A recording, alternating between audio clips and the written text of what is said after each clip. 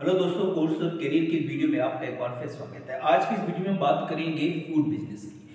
Food business आज हमारा जो टॉपिक है वो बिल्कुल ही डिफरेंट टॉपिक है, पैरामेडिकल या फिर मेडिकल फील्ड से रिलेटेड नहीं है, लेकिन मुझे लगता है कि टाइम टू टाइम हमें डिफरेंट टॉपिक भी कवर करते चलना चाहिए।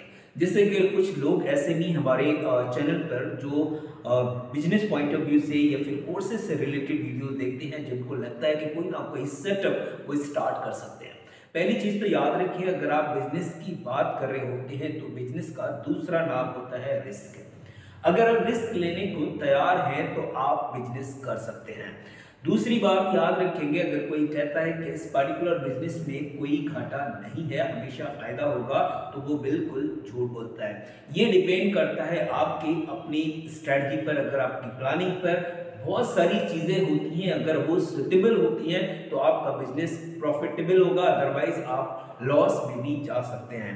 तो एक तरफ आप प्लान करके चलिएगा कि ये बिजनेस, अगर आपने सही लोकेशन, सही चीजें अगर वहां पर नहीं की तो आप बिजनेस में नुकसान भी उठा सकते हैं। तो बिजनेस का दूसरा नाम याद रखिएगा, वो है रिस्क। तो रिस्क लेने के लिए आप बिल्कुल तैयार रहिए, क्योंकि बिजनेस के कुछ एडवांटेज भी हैं। वो आपको पता है कि बिजनेस में कितनी फ्रीडम मिलती है, सब कुछ अपना होता है, आप अपने बॉस होते हैं, किसी तरीके का किसी अदर पर्सन का आपके ऊपर प्रेशर नहीं होता। अगर आप जॉब में इंटरेस्टेड हैं तो डेफिनेटली आप जॉब करिए।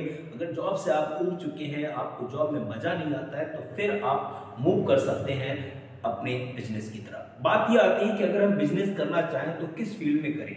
सबसे पहले तो मैं आपको सजेस्ट करूंगा कि जिस भी पर्टिकुलर फील्ड में आपको एक्सपीरियंस है, आपके पास नॉलेज है, आपके स्किल्स जिस फील्ड में भी है, अगर आप उससे रिलेटेड कोई बिजनेस करेंगे तो आप ज्यादा चांसेस हैं आपके सक्सेस होने के। फिर भी मान लीजिए कि आपका इंटरेस्ट फूड बिजनेस में है या फूड इंडस्ट्री में आपका बिजनेस है, आपका इंटरेस्ट है, तो आप इस इंडस्ट्री में मूव कर सकते हैं। आज की इस वीडियो में बात करेंगे 5 ऐसे फूड बिजनेस जिनको आप बहुत ही आसानी से कम पैसे में स्टार्ट कर सकते हैं। तो चलिए समझेंगे, 1 बाय 1 डिस्कस भी करेंगे यहाँ पर। तो चलिए, पहला हमारा जो बिजनेस है वो है आपका टिफिन बिजनेस। पहला जो हमारा बिजनेस रहेगा वो है टिफिन बिजनेस। मींस आपको क्या करना है, टिफिन सर्विसेज आपको प्रोवाइड करानी है। अपने एरिया में आप जरा नजर दौड़ाएं, बहुत सारे हॉस्टल हो सकते हैं, बहुत सारे लोग हैं जो जॉब कर रहे होते हैं, बहुत सारे ऐसे लोग हैं जो घर से खाना नहीं लेके आते हैं दोपहर में, या खाना नहीं बनाते हैं। बहुत सारे स्टूडेंट ऐसे हैं जिनको टाइम ही नहीं मिलता खाना बनाने का, तो उनके लिए आपको सर्विस देनी है, टिफिन सर्विस।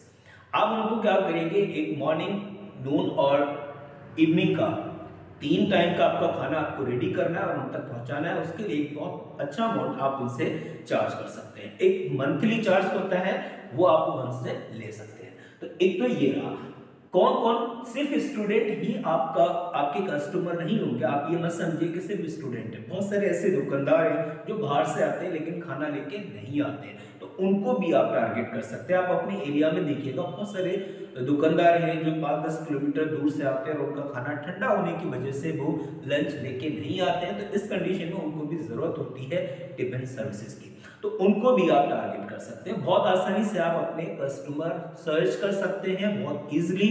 1000-2000 टिफिन तो यूं ही आप महीने 2 महीने में आसानी से डिलीवर करके अपना कस्टमर बना सकते हो। तो एक तो ये आपका टिफिन बिजनेस है जो आपकी हेल्प करेगा, बहुत आसानी से आप इसको बिल्ड कर सकते हो। और ये एक तरीके से देखा जाए तो होममेड सर्विस भी है। आप घर पर खाना बना के प्रॉपर वे में उसको पैकिंग करें, पैकिंग करके आप लोगों तक पहुंचा सकते हो। दूसरे बिजनेस की अगर हम बात करें जो बहुत ज्यादा डिमांडिंग है, बहुत ज्यादा इंपॉर्टेंट भी है, अगर हम बात करें तो एक तो होता है जैसे रेस्टोरेंट टाइप का, है ना। एक आप रेस्टोरेंट बना सकते, ओपन कर सकते हैं, या फिर ढाबा टाइप का ओपन कर सकते हो। तो ये आप ढाबा हो गया, तो या तो आप रेस्टोरेंट ओपन कर लें या फिर आप ढाबा। रेस्टोरेंट में थोड़ा सा अमाउंट ज्यादा लगेगा, अगर आप उसको थोड़ा स्टार्टिंग में, एकदम से बहुत जरूरी नहीं है बहुत ज्यादा एक पैसा लगाएं, स्टार्टिंग करें कम से कम अमाउंट से, तो यहाँ पर भी आप बहुत अच्छा पैसा बना सकते हैं ढाबा या फिर रेस्टोरेंट ओपन करके। फोकस किन चीजों पर हमें ज्यादा फोकस करना है वो भी हम यहाँ डिस्कस करेंगे, अगर इन बिजनेसेस में आप मूव करना चाहते हैं तो। अगर हम बात करें थर्ड नंबर पे, जो बहुत ज़्यादा इम्पॉर्टेंट है अगर हम बात करें स्टूडेंट के या फिर जो चिल्ड्रन है, ये वो इसको ज़्यादा प्रेफर करते हैं, या लेडीज जो होती हैं वो भी इसको बहुत ज़्यादा प्रेफर करती हैं। इसका यहाँ पर उसको हम ले रहे हैं फास्ट फूड। फास्ट फूड की अगर हम बात करें तो फास्ट फूड इंडस्ट्री बहुत वास्ट इंडस्ट्री है, बहुत बड़ी इंडस्ट्री है। आप ये समझिए कि ज़्यादातर लोगों का ये शेड्यूल बन चुका है, वो घर पे खाना कम पसंद करते हैं, फास्ट फूड खाना ज़्यादा पसंद करते हैं। मार्केट में जाना है उनको फास्ट फूड खाना, तो इस तरीके का आप अपना सेंटर ओपन कर सकते हो फास्ट फूड का।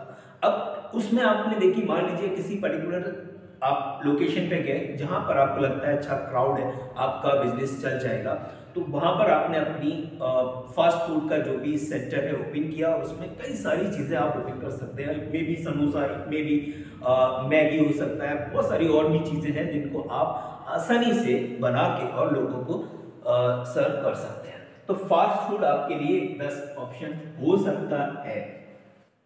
इसमें इसके बाद अगर हम बात करें पॉइंट नंबर 4 की, तो वो है आपका होममेड। देखिए, इसको हम बात करेंगे केक की। केक इंडस्ट्री जैसा कि आपको पता है बहुत तेजी से ग्रो कर रही है। केक इंडस्ट्री की अगर हम बात करें तो केक इंडस्ट्री, आप केक बना सकते हैं। अगर आपको घर पे केक बनाना आते हैं तो आप मार्केट में इसको सेल कर सकते हैं। कहाँ सेल करें ये बात आता है। एक तो आप अपनी पर्सनल ब्रांडिंग कर सकते हो, पर्सनल ब्रांडिंग करके आप इसको सेल कर सकते हैं। दूसरा, अगर आपको लगता है नहीं पर्सनल ब्रांडिंग की जगह आपको कुछ और करना है, तो आप जो भी शॉप्स हैं, जो भी चाहे वो किराने की शॉप हो, कुछ ऐसी शॉप्स होती हैं किराने वाले भी केक रखना स्टार्ट कर दिए हैं, या जो स्वीट शॉप्स हैं उन पे भी आप जाके अपने बात कर सकते हैं और उनको बल्क में आप केक जो है सप्लाई कर सकते हैं।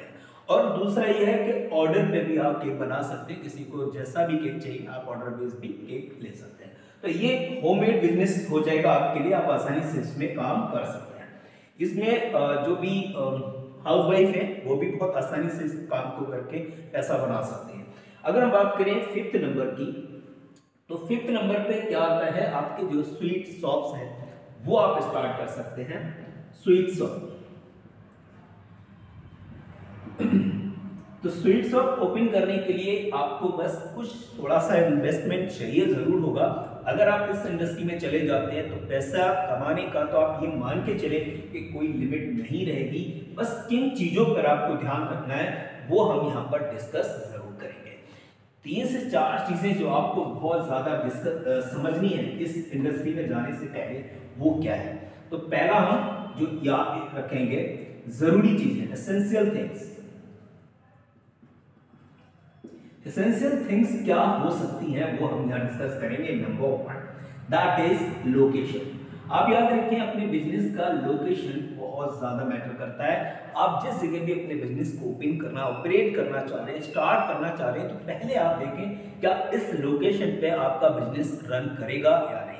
अगर मान लीजिए आपको लगता है बहुत अच्छा क्राउड है, लोग वहाँ आते हैं, तो उस जगह पे आप अपना बिजनेस स्टार्ट कर सकते हैं। क्योंकि ये जो फूड बिजनेस है ये स्पेशली क्राउड एरिया में ज्यादा अच्छे से चलेगा। तो एक तो लोकेशन का आप बहुत ज्यादा ख्याल रखिएगा। दूसरा, अगर हम बात करें जो बहुत ज्यादा इंपॉर्टेंट है वो है आपका टेस्ट। जो मुझे लगता है कि इसके बिना फूड इंडस्ट्री सर्वाइव नहीं कर सकती। अगर आप फूड इंडस्ट्री में जाना चाहते हैं तो आपको लोगों के टेस्ट को आइडेंटिफाई करना है, बेस्ट देना है अपना। टेस्ट की क्वालिटी, अगर आप टेस्ट दे पा रहे हैं उनके अकॉर्डिंग, तो आप ये समझिए आपको कामयाब होने से कोई नहीं रोक सकता। तो ये दूसरा पॉइंट हो गया, याद रखेंगे, इसको इग्नोर नहीं करना है।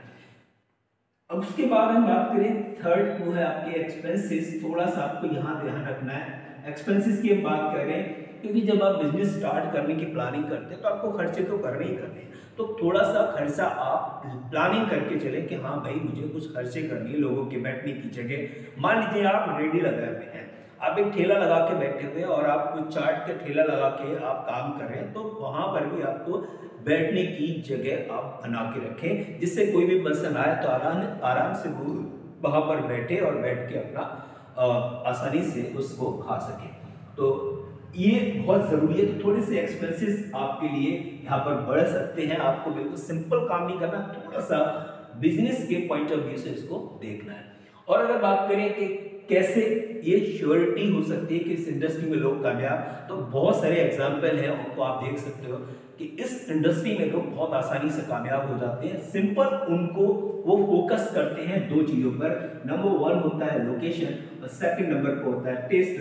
अगर सही लोकेशन उन्होंने चूज किया और सही लोकेशन टेस्ट उन्होंने दे दिया, तो आप ये समझिए कि कस्टमर की कमी नहीं है, तो बहुत आसानी से आप अपना बिजनेस ग्रो कर सकते हैं इस इंडस्ट्री में। तो फूड इंडस्ट्री आप याद रखिएगा, बहुत वास्ट इंडस्ट्री है और इसमें कभी भी रिसेशन नहीं आते हैं। आप आसानी से अपने बिजनेस को स्टार्ट कर सकते हैं इस इंडस्ट्री में। Thank you, thanks a lot.